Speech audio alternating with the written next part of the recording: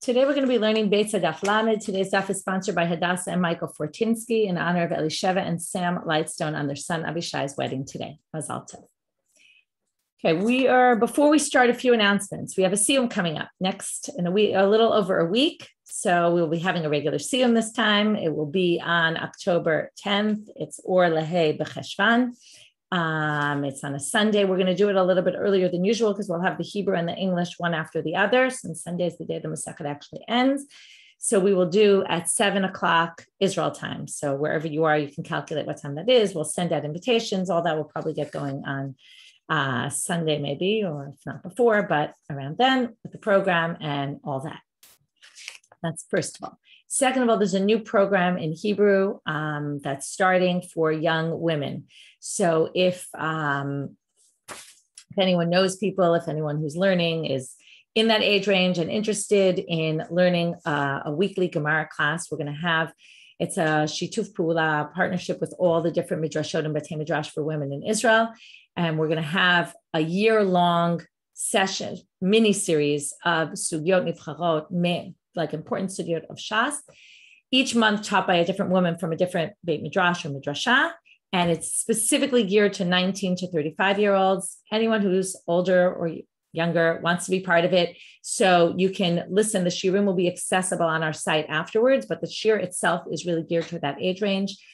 We do different programming geared to different audiences. So this one is specific to that audience. As I said, it's in Hebrew because it's happening here and with, different people from Batei Midrash here that are teaching. It'll all be in Hebrew. So if you know people and you can pass it around, we'll send it out in the groups, the advertisement, so you can pass it around to anyone you know. I'll be teaching the first one about in the name of Bitei Nashim and Takanat Agunot. So that'll be the first. It's starting already next week. B'ezrat Hashem, Orla Aleph B'Cheshvan on next Wednesday. Okay, with that, we will get started. Hamevi. Okay, so, and I just want to say it's really amazing to do programming with getting all the different Midrashot and Batei Midrash together. And it's really a very unique program. So anyway, excited about it. Okay, starting with the Mishnah, we'll start again on the end of Daf Kaftet, where we started with yesterday. What we're getting into now is a whole issue of what kind of activities that we do on Yantif, how much do we need to change, right? We talked a bunch before about weighing and measuring and to do it differently than you normally do on a weekday. And there's all these issues like we talked about yesterday, carrying a knapsack. Is that appropriate? Is that the way we do things on a Chag? We have to make certain changes, especially on Yantif when you can already cook, right? There's an idea that we want to somehow differentiate this day. So we talked about if you're carrying, and then there's this other issue, which we've been grappling throughout the entire Masechet, which is on the one hand, you want to allow Simchat Yom Tov. So you want to allow us to have food and drink and all that stuff. On the other hand, you have to balance it with, well, as long as we're not doing something that's crossing a line. So it's a very delicate balance, and we're going to see this in the sugyot that we're going to get to right now. So if you're carrying jugs of wine from place to place, don't carry them, if you remember, in a sal or a kupa, in a big basket or a big box, but you can bring them on your shoulder. You can bring them in front of you. When it comes to carrying the teva and the straw, don't put it over your shoulders, but carry it in front of you. And then the last part was a bit of a muktzah. It was a muktzah issue, which we'll get to later today, which was when you start to take your straw to make a fire, take it from the pile of straw, but don't take it from the muktzah that's behind your house, that area where you put the trees and the wood behind your house, because that was designated to be really not used. The pile of straw, even though you really didn't designate it to use, but it's less muktzah than the muktzah, okay? And we're going to have to see, is this Rabbi Shimon, is this Rabbi Yehuda? We'll get back to that. Remember Rabbi Shimon, we're going to have a whole sugya today about, again, one of the more famous sugyot about Rabbi Shimon and Rabbi Yehuda. When we say Rabbi Shimon doesn't have muktzah, does he mean not muktzah at all? Or does he have certain things that he thinks are muktzah? Where does he draw the line? Today, we're going to have one of those basic sugyot. Okay, Tana. The first thing the Gemara does is bring a Beitzah, which says, the Mishnah described that you're supposed to do it differently, carry it in a different manner. But Beitzah says here, listen, if you have no choice, then Simchat Yom Tov wins out, and you can do it in a normal manner. You don't need to change. By the way, this concept of shinoi, we discussed a lot in Masechet Shabbat, right? Sometimes when you have something that's forbidden, but it's not on a Torah level, and you shouldn't really do it, but if you do it with some sort of change, it's allowed. So this whole idea of shinoi is a very common concept. So, Atkin Rava b'Mechoza. We're now going to have that Rava established that in his city of Mechoza, he had a whole list of, if you do things in this way, change this. If you do it this way, do it that. Okay. And he has a whole list of from here, switch it to there, from here, switch it to there, etc. Didaru beduchka. If you carry things generally, duchka means in a difficult manner, meaning it's hard to carry, and therefore you carry it, Rashi says, on your shoulder, okay, over your shoulder. That's right. When you have something really heavy, it's much better to carry on your shoulder.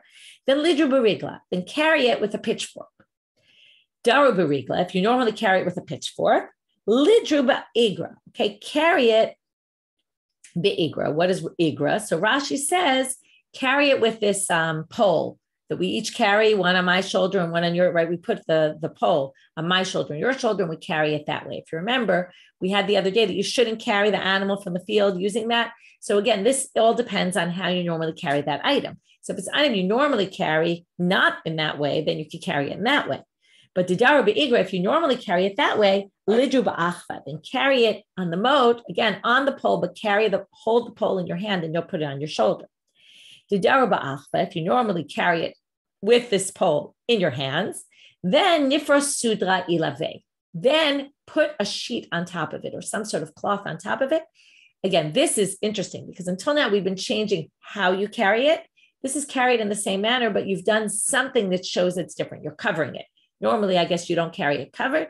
So now you carry it covered so that it looks different. You're showing, I know it's yantif and I'm doing things differently than I normally do on a weekday. But imlo efshal shale. However, Rava says, listen, these are my rules. But if you can't do it in any way, meaning let's say you don't have the equipment, you don't have the time to go finding it, you don't have a sheet to put over it, or the sheet's going to get ruined, or whatever it is, and you can't do it in this way, it's okay. Damar Mar, how do we know? Because the Beitzah says, if you can't change from the way you're supposed to do it, then it's okay. So Rav Hanan says to Rav Ashi, Amar Rabbanan, the rabbi said, okay, here's the beginning of his question. Okay, the better, right? The more you can change, you should change. But look at these women. Okay, we're going to see women. They're going to appear a number of times here. And it seems to be that the women, which isn't totally surprising, were sometimes ignorant of the halacha.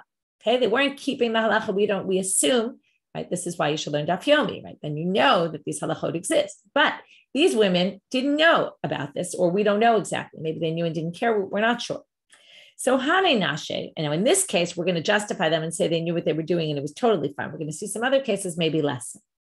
So Hane Nashe, the Kamayan Chatzbayu Maya Bilyoma Tova, they're filling up their jugs of water. Remember, the women would always go to draw the water. So, right, the reason they're using women as an example is because this example happens to be, it was something women did, right? Often in the Gemara, you see women doing things, and it's often because there were certain jobs that were more typical and more common that women would do. So they're filling up the jugs of water. On Yom Tov Lo Kamashanina, they're not changing anything. They go to the river, they fill up the water, they carry it back in the same way they're always doing it. So how can you explain that? And notice the rabbis are not commenting at all. So Amar Le, he answers him, Mishum de lo efshar. He says those women are totally right because they have no choice. Okay, and now he's going to go through a whole list. You want to suggest they do this? I'll tell you why they can't. You want to suggest they do that? I'll tell you why they can't. So here's his list. He says, hey, what do you expect them to do? If they normally, each line is going to start with if they normally do this, and you might suggest that, not going to work. If normally they fill up with big jugs, and you want them to fill up with smaller jugs, that's not good because okay, there's three things at stake here. Number one, there's Simchat Yom Tov. Number two, there's Uvdin Dechol. We want you to do it differently than you do it on a Yom Chol. But number three, we want to minimize your work because this is Yom Tov. We don't want you to work hard. If we make them fill up with small jugs, right? It goes back, I always love quoting my daughter in the one trip challenge, right? It's much better if you can get everything in one trip. If you have to keep going back and forth, right? Clearing off the table, and that, that's the one trip challenge, right? Get everything off at one time. But if you want to carry the water back and you're going to make these women go back and forth 20 times, that's not fair to them. That's much more work. Number two, now, by the way, it's interesting, and there's questions in the commentaries about this, about is it walking A malach, right? Is that work? That's considered work, walking, right? It's a good question. But here you're carrying. It's a little different than just walking. I like Emma's suggestion, right? Have the men do it. That would be the shinoi. That's a great suggestion. Okay. What if they normally carry in small jugs? And this time you make them carry in bigger jugs. That obviously is not a good solution. Kamafshe. Bimasoy, you're making them carry much heavier, right? Imagine big jugs full of water, much heavier. Techasya benichtima. What if you cover it with something? Okay, you cover it with a cover. Put a cover on the jugs, which normally I guess they didn't do.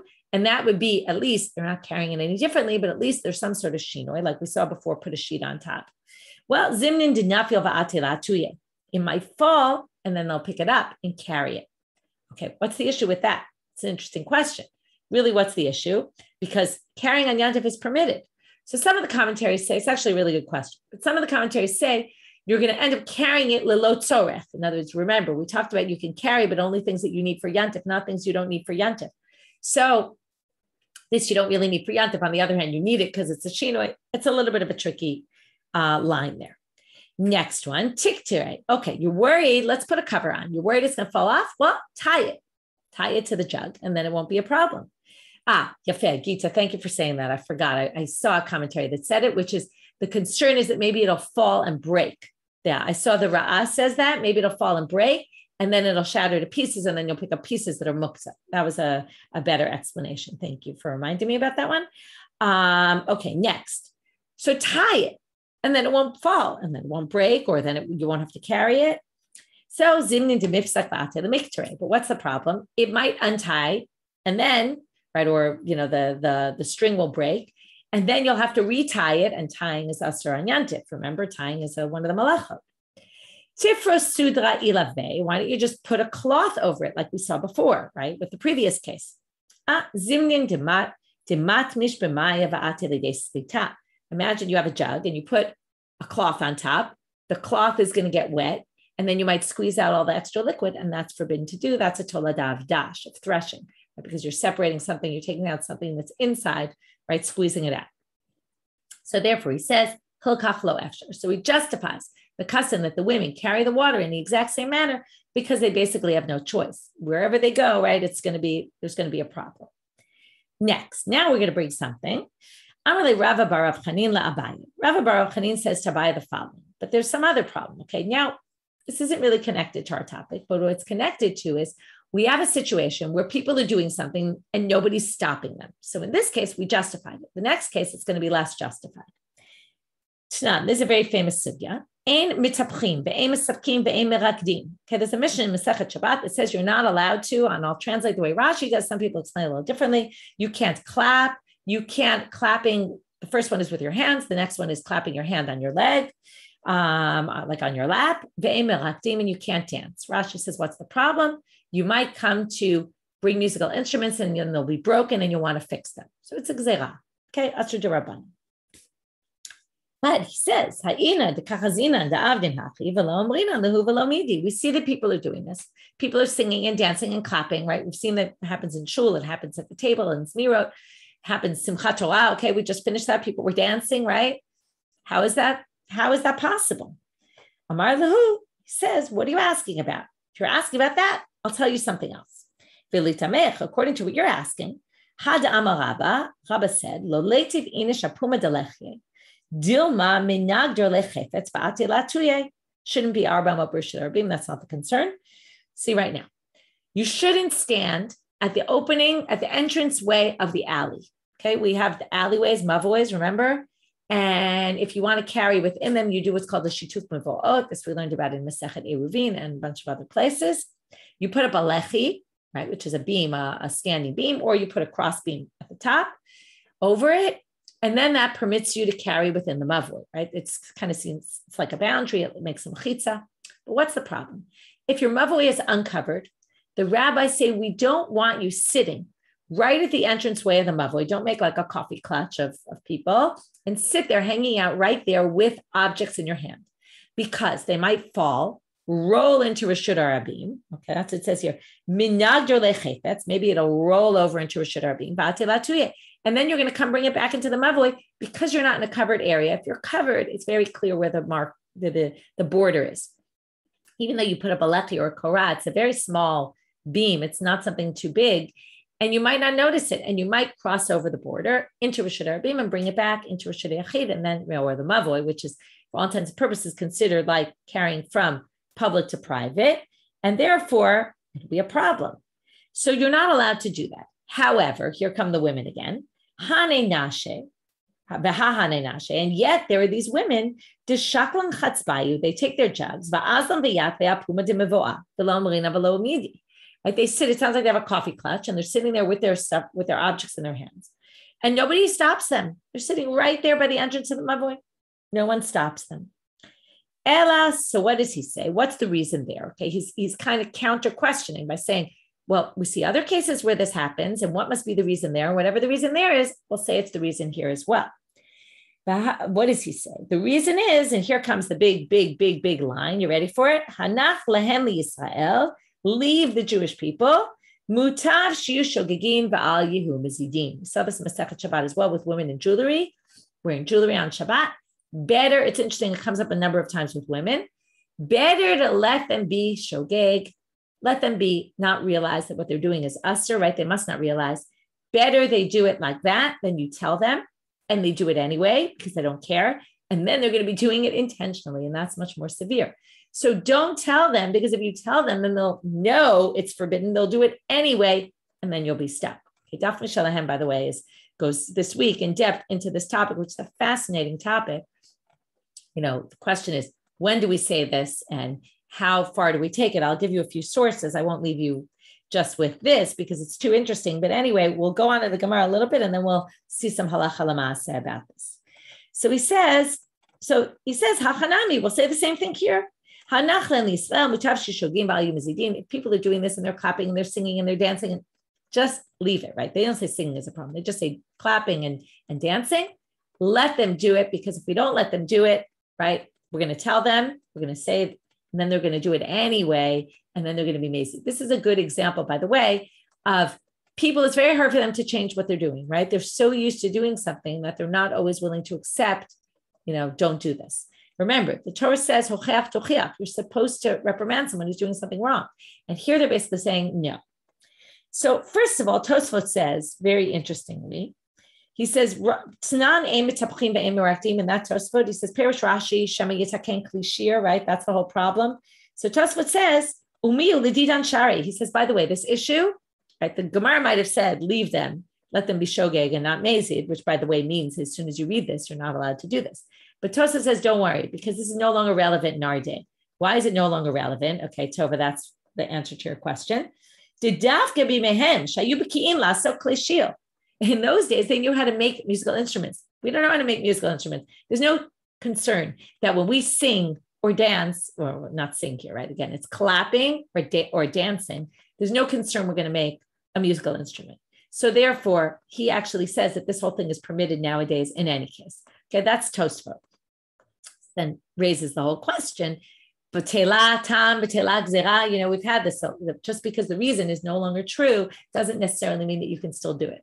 But maybe the combination of the fact that they let people do it in those days and they didn't bother them, and that it's not so relevant, the combination of the two would say this seems to them therefore be permitted. And by the way, if you say people do it nowadays, there are people who clap like with their hands, the backs of their palms, and there are people who do a shinoi with this exactly for that reason. So there are different approaches to it. I didn't look into, I came into my mind because we're following Simchat Torah, how people dance on Simchat Torah. I've never seen anyone say you can't dance on Simchat Torah. Maybe that's an exception to the rule. I don't know, but that's a whole separate question. Okay, so now maybe for Corona reasons, some people didn't dance this year, but not for these reasons. Okay, so now they say, before we get to halacha l'maaseh, the Gemara is going to actually say, by the way, we don't use this all the time. These are only in Rabbanan issues, right? Like in the Mavoi, you're allowed to carry. They just said, don't do it because you might accidentally carry out. The musical instruments, right? The clapping, you're allowed to clap. Just don't do it because you might come to fix a musical instrument. But not when it comes to a Torah issue, to which the Gemara says, wait a minute. Velohi, lo shna b'doraita, v'lo shna b'derabanan. Lo amrinan lehu v'lo mid. Sorry, I didn't read that well. Go back. Velohi, is that not true? You really don't say this on a doraita. And here comes, you're going to find this very interesting, I think. Lo shna b'doraita v'lo shna b'dorabanan. Either which way, lo amrin an lehu v'lo midi. We've seen cases on Torah-related issues where they also don't tell people. What's the biggest example they bring? Dahat tosefet Yom Kippurim deoraitahu. You're supposed to start Yom Kippur early, okay? Like on Shabbat, we started earlier than normal. And yet, people are eating all the way until Shabbat, and nobody stops them. I'm sorry, until it gets dark. Nobody stops them. How could that be? So first of all, it's interesting. You would think if people were not careful about Tosefet Yom Kippur, you'd think they'd break their fast early. So the opposite, they would eat their meal on Erev Yom Kippur later into the nighttime. Right? This Ben Hashmashot, I guess they didn't keep. So, and nobody's stopping them. It's fascinating to think that people did this. So what do they say? Right? So they basically try to prove from here that even in Deoraitas, we say this. Even when it comes to Torah law, we let people and we don't tell them because they're just going to do it anyway, which is fascinating. So obviously, this is a huge question. Where do you draw the line? And the commentaries all have different approaches to how we say this. First of all, it's a little tricky with the Deoraita because it doesn't actually say in the Torah that you have to add on to Yom Kippur. They derive it from the Torah because it says Me'erev ad Erev Tishbetu Shabbatchem, from evening to evening. They derive from there. There's Tosefet. So some people say that we distinguish between things that are derived from the Torah and things that are explicit in the Torah. People say things are explicit in the Torah. Of course, you have to reprimand someone if they're doing it. Tell them, you're doing what you're doing is wrong, etc. Anyway, I want to read the Shulchan Aruch on this. So in Tafresh Chet, when it talks about Yom Kippur, there's a few interesting things. So first of all, in Seif Bet, notice it didn't mention women here about Tosefet Yom Kippur, but the Shulchan Aruch talks about women specifically, which is fascinating to think. Number one, he says, "Nashim she'ochlot b'shlotot ad shechashecha v'heinenam yodot shemitzvah lo sif michal hakodesh." According to the Shulchan Aruch, it's women who are doing this, which is so interesting because didn't they eat together? Maybe they didn't all always eat together, and the women were eating, but the men weren't. It's a very strange thing to think that on this issue there was a difference men and women, because it's like Erev Yom Kippur, everyone's in the house, everyone's getting ready, and the women are doing it and the men are not, and it seems very strange the way he describes it. But he says, "Aim and machi biyadan," right? Better they not be doing it mazid. And then the Ramah says, "V'hu adin b'chol davar isul." We say this in any davar isul, he says, which is fascinating, right? Because it comes up in a certain sukkot. Maybe you think in particular situations. But dafka she'eino mefurash b'Torah, he makes that distinction if it's not clear cut in the Torah. But if it's clear cut in the Torah, we stop them. And then he says a really fascinating line, which is im yodea she'ein dvarav nishmein lo yomar berabim lohochichan. If you know that people are not going to accept it, then don't start saying it berabim. Rak pam achat. Okay, he says, by the way, if it's a public thing that many people are doing, so say it once, but don't say it more than once. Okay, I don't know why he says then say it once. And then he says, but b'yachid, you have to do it. And then the Mishnah Berurah there says, he makes this distinction. It's only when you know for sure. When does this apply? When you know for sure that they're not going to accept what you say. But if there's a safek, the Mishnah Berurah says, then you have to tell people. If there's a safek that maybe they'll listen to you, and that obviously becomes, it almost totally limits the halacha, because how on earth would we know what people's reactions are going to be? We never know how people are going to react to what we say. So in that case, he minimized it. He says, well, if you think that there's a chance they might listen to you, then you have to tell them, which is very interesting. It's not the way it sounds from the simple reading. So anyway, you could see why this was a big issue, that different people came to different conclusions, because where do you draw the line on this? It gets into very dangerous territory. You're going to let people do all sorts of things. You're going to, right? Or you're going to, when do you know when and when not? And it's obviously a big debate, and we're going to leave it at that. But it's a very fascinating topic in and of itself. Now we're moving on to this next section of the Mishnah, which had to do with muktzah. Where can you take your straw from to light a fire? Yes, from the pile of straw, even though you didn't designate it from before, but not from the muktzah, which is that area behind your house where you store for the long term your wood. So we're going to have two versions of what Rabbi Kahana said. In one version, it's going to say this is Rabbi Shimon, and another version is going to say it's Rabbi Yehuda, the exact opposite. Amar Rav Kahana zot omeret. We can learn from here matchilim ba'otzar tchila. And as he wants to compare it to a different thing, he says, oh, your storage house, you can go into your storage house and take it, because that's like the aremat hatev. Mane, who allows you to go into your storage house on Yantif or Shabbos? Rabbi Shimon, he delayed muktzah. It's Rabbi Shimon who doesn't hold by muktzah. So now they say, but wait, how could you say the Mishnah is Rabbi Shimon who doesn't hold by muktzah? Ema seifa, look at the end. Aval lo beitzim sheba muktzah. Atan Rabbi Yehuda di le muktzah. You can't take it from the wood in the muktzah area. That's Rabbi Yehuda who has muktzah. If Rabbi Shimon doesn't know muktzah, then you shouldn't have a problem with that. So how can you say it's Rabbi Shimon? So if you remember, every time we say Rabbi Shimon lately muktzah, we try to figure out, does he really not hold muktzah? Or maybe he holds muktzah in certain cases. And one of the categories that they generally say, and it comes from here and other sugyot as well, muktzah machmach chesron kis. If it's something that's very valuable and only used for particular things. So what he's going to say is, when the Mishnah says you can't take it from the eitzim sheba muktzah, it's talking about particular wood. What kind of wood? The arze v'ashuche, cedar and firs. With askinan de b'muktzah machmach chesron kis, they were a very expensive wood that was used specifically for building, and therefore nobody would use it for their wood, right? Their firewood, and therefore even Rabbi Shimon agrees that that's muktzah. Rabbi Shimon modeh, even Rabbi Shimon will agree. Some people actually teach this, that it was referring to that Rav Kahana derived something from the end of the Mishnah. Not yes, bari matat tevin, but from the part where he said not in the eitzim in the muktzah, then Amar Rav Kahana zot omeret ein matchilim ba'otzar tchila. He compared the otzar, the storage house, to the muktzah area and said, to clear from the Mishnah, you can't take the exact opposite of what he said in the first version. You can't take from there. If that's the case, Mane Rabbi Yehuda he di'le muktzah, then it's matching Rabbi Yehuda who holds by muktzah. So then we have a problem with the Reisha, but wait, it says matchilim ba'arima tatevin, which is Atan Rabbi Shimon delele muktzah. Rabbi Yehuda wouldn't allow you to take from the pile of straw. That's not something you can take from because that is muktzah according to him, right? You'd have to designate it from before and say, I want to take from here before Yantif. So what do they answer? Hatan b'tivna sarya. The pile of tevin that we're talking about in the Mishnah, even Rabbi Yehuda agree you could take from there because it's rotten straw. So now they say, and then basically it's not valuable for anything. You're not saving it for any reason. You're just going to use it for kindling. So therefore, even Rabbi Yehuda will say it's not muktzah. So then they say, wait, but tibna sarya hachazeh litina. Even if it's rotten, it's still valuable for making clay. Okay, now if you say, what does clay have to do with straw? So I Googled it, and in fact, when I found one of the first entries I found was, why in the olden days did people put straw in clay? And they try to give some reasons. They say it helped with the moisture, it helped with the texture. Anyway, there's a whole, you can look it up, but apparently it was common to put straw in clay, and therefore you can use it for kneading the clay, and therefore it does have a use. Okay, that's why, see, if it has a use, then how could Rabbi Yehuda say that you can use it for wood? If, right, you can use it for kindling on Yantif, it's really muktzah. So the answer, dipe kotzim. Oh, it must have had kotzim, which are thorns, which means if it has thorns, you're not going to use it for making your clay. You're not going to put straw with thorns in it. So therefore, that must be what the case was. Again, you'd have to narrow the Mishnah and say, right, either it's according to Rabbi Shimon, and then it's talking about particular expensive wood, or when it came to the straw, it's according to Rabbi Yehuda, and it's rotten wood, rotten straw that can't be used for anything at all. Okay, new Mishnah. You can't take wood from a sukkah.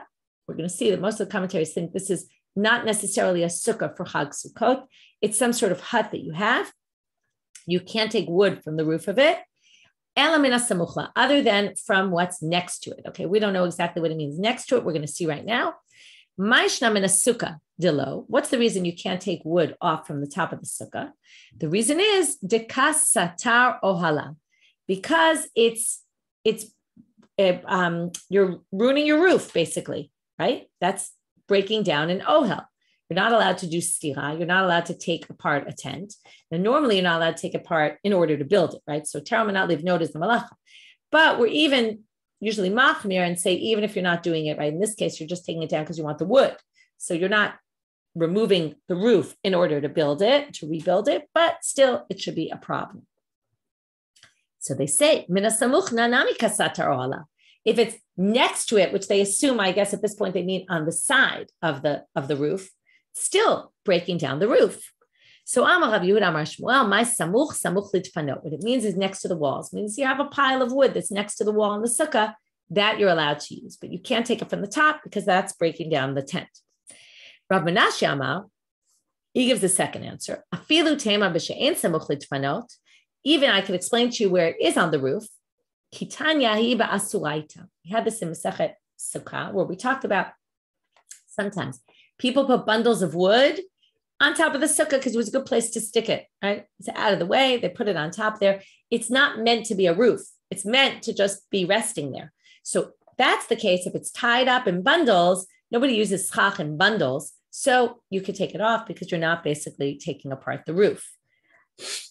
Okay, now we're going to bring a Beitzah. Tanya Bar Yosef Kamei Rabbi Yochanan. Rabbi Chia Bar Yosef brings a Beitzah in front of Rabbi Yochanan. Again, these are Amoraim who are bringing Beitzot. That's exactly our Mishnah, right? You can only take it from the side, but not from on top. Rabbi Shimon Matil. Rabbi Shimon permits. We're going to have to see why does he permit when he's not worried about breaking down a tent. You know, what's the deal, right? We know Rabbi Shimon is Meka when it comes to muktzah, but this, right, is this muktzah? What's the issue here? However, they all agree when it comes to Chag Sukkot, they all agree you can't take down the wood from the top. Even Rabbi Shimon will agree. Why? As we know, that's always a problem, right? Because we talked about this in Masechet Sukkah, that anything, whether it's the schach, the walls, the sukkah decorations, everything becomes muktzah. And this is a case where muktzah applies even on a weekday. It's designated for a mitzvah. And therefore, all 7 days, it's going to be muktzah. Okay, and that's really the topic we're going to discuss for the most part in the rest of the daf, or at least in part of it. So yeah, most of it. So now they say, however, the Beitzah ends by saying, V'im hitneh aleha hakol lefitno. But if you made a condition, you stipulated that you plan to use it, then it's fine. So we're going to have a bunch of questions on this. First, starting off with Rabbi Shimon. For Rabbi Shimon matir v'hakasataro hala, but you're basically taking apart a tent. How could you possibly permit that? Rav Nachman bar Yitzchak hacha b'sukkah nofelet askinan. It's talking about a sukkah that fell. In other words, if the sukkah is standing, you can't take it off, even according to Rabbi Shimon, because you're breaking down a tent. Once it falls on the floor, then Tanakama will say it's still muktzah because it was designated for your sukkah. Rabbi Shimon will say, what do you mean? It's now on the floor. It's no use at all. And since he doesn't hold muktzah, it's not muktzah anymore. Rabbi Shimon l'tamei delayed muktzah, right? And he goes according to his opinion because he in general holds a muktzah. Where does he hold this? We're now going to see. Tanya, it says in a Beitzah, Motar Hashem and Shebener v'Shebekara Asul. Right, if you take a plate or a nair, which was the usually earthenware vessel that they use that they put oil into, and they lit the wick, and then whatever oil was left after the candle burns out, Rabbi Shimon says you can use it, and Tanakama says you can't. Right, so Motar Hashem and Shebener v'Shebekara Asur, according to Tanakama, for Rabbi Shimon Matil. So there you see, he doesn't hold muktzah because he says once the candle burns out, even though the oil was designated for lighting, you can take the oil and use it for anything you want. To which the Gemara says, wait, you're comparing apples and oranges. A sukkah nofelet is not the same thing. He says, Hatam, there with the oil, Adam Yoshev mitzapeh, matay tichben ero. There, a person sitting and waiting, right? It's like waiting for the pot to boil. You're waiting for the candle to go out. You know eventually the candle's going to go out. And it never uses all the oil. So you knew from the beginning that you were going to use the oil. So that's not really leitle muktzah. That's not the same as here. Hacha, here, Adam Yoshevu mitzapeh matai tipos sukkato. What? Is a person sitting and waiting to say, when is my sukkah going to fall down, right? Is that what happens on Sukkot? You think, oh, soon my sukkah will fall down, then I'll be able to use the wood. No, nobody thinks that way, right? It happens one time our sukkah fell on Yantif, on Sukkot. It was Yantif. We had guests coming over. It was a huge embarrassment. Our whole sukkah toppled over. We had to go eat someone else's sukkah with our guests. The whole thing was a little crazy. Thank God it was many, many years ago. I'm not as embarrassed as I was then. But certainly I wasn't expecting that to happen. Nobody expects that. Whereas the oil I was expecting. So that's not the same level of ein bo muktzah. Okay, so to which they say, Amar Rav Nachman bar Yitzchak, so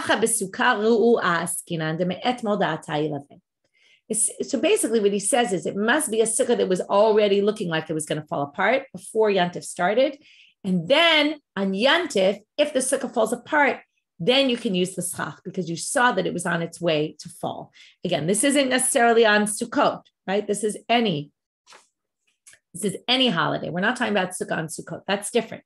This is just a sukkah that was up. If it looked like it was going to fall, then you must have thought about it before Yantif, and Rabbi Shimon would say it's allowed. However, if not, then even Rabbi Shimon will say that's designated as part of your sukkah, it's going to be muktzah. At least that's what the sugya seems to say about Rabbi Shimon. But everyone agrees when it comes to Chag Sukkot, even Tanakama thinks, even Rabbi Shimon thinks you can't use it. Unless you made a condition, a stipulation from the beginning. So the Gemara says, really? Does a stipulation really work? How do we know that the wood you used in your sukkah is forbidden all 7 days? It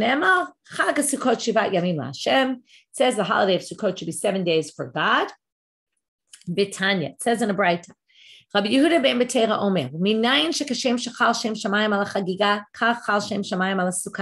how do you know that if God, right, just like God's name, and meaning the sacrifices are sanctified to God, also your sukkah is sanctified to God?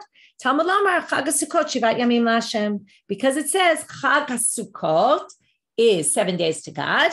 Ma Chag LaHashem, just like the Chag is LaHashem, which is the Chagiga, also the Sukkah is LaHashem. They take the first 2 words, Chag HaSukkot, and the last word, LaHashem, and they kind of put them all together. Af Sukkah LaHashem. So this, by the way, some people say this is a little different. Sanctifying something to God is not the same thing as saying muktzah, okay? But they seem to be equating them. So Amar Menashe Bereit Rava, Sefer La'atan Sukkah Da'alma, Aval Sukkah D'Mitzvah Lamahani Batna. They say when they talked about the stipulation, they weren't talking about Sukkah Da'chag. Okay, I'll call the Fitz Na'o. That was about the first part of the Beitzah, not the part about the Sukkah on Chag Sukkot. So now they say, right, about Sukkah de mitzvah, lo mahane batna. But when it comes to Chag Sukkot, a stipulation doesn't work. Now the Gemara reverses their question and says, wait a minute. Right? A minute ago, they said, what do you mean you can make stipulations on Chag Sukkot? And then they said, oh, in fact, you can. Now they say, what do you mean you can't make stipulations on Chag Sukkot? Okay, so they now say, Sukkah de mitzvah lo, v'hatanya, don't we have a Beitzah? And we learned this in Masechet Sukkah. V'hatanya, sichicha kilchata. If you put up the schaf the way it was supposed to be, and you put up all sorts of decorations, okay,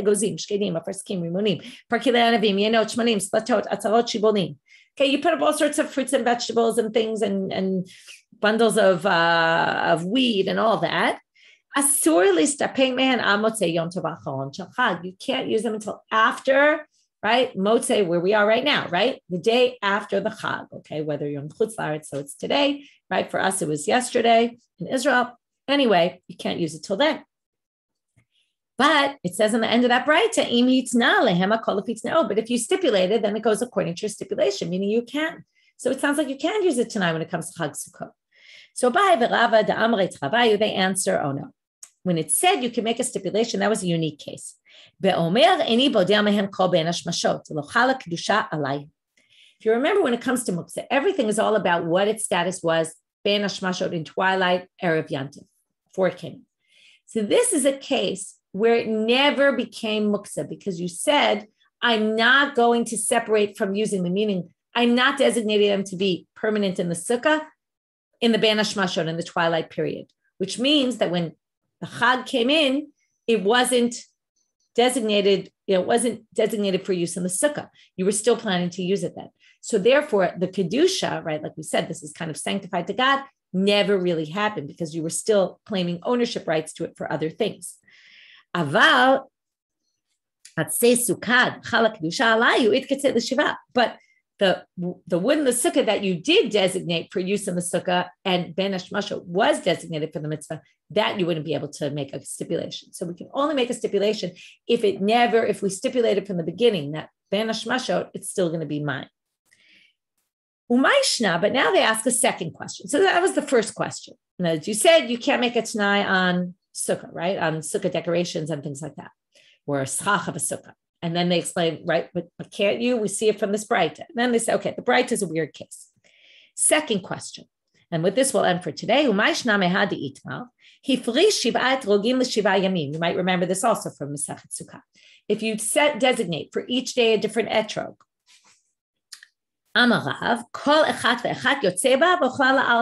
every day you use a different one, and you can immediately eat it after you did your mitzvah. Each one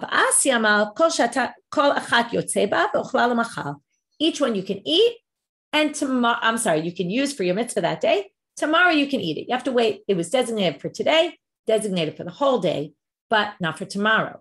So what do you see here? The etrog isn't designated for all 7. You can stipulate, as normally it is, but you can stipulate for each day, and then it's fine. It's not sanctified anymore. But sukkah decorations you can, or sukkah schach, why not? What's the difference? So the Gemara says, there's a big difference. And we saw this in Sukkah also. Hatam demifsiku leilot miyamim kochav echad yom ha-mitzvah ba'al pei nafshehu.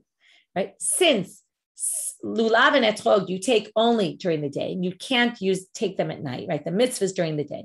So it's every day, it's an independent mitzvah. However, but sukkah you're chayav all night, right? You're supposed to sleep in the sukkah. The mitzvah never stops. It's a constant for 7 days straight. Therefore, kuli yom achada arif tadami. Every day is like one long day. And therefore, if it's designated from the beginning, it's designated for all the days. You can't make any stipulation. Again, unless ben hashmasha, you never had it designated in the first place. Okay, so this is all a discussion about sukkah, muksa, and sukkah decorations, right? It's a little chaval. We only learned this now, although we did learn it in Masachet Sukkah. It's a good review. Hopefully you'll remember it by next year, Chag Sukkot. Okay, have a great day, everyone. We'll finish here.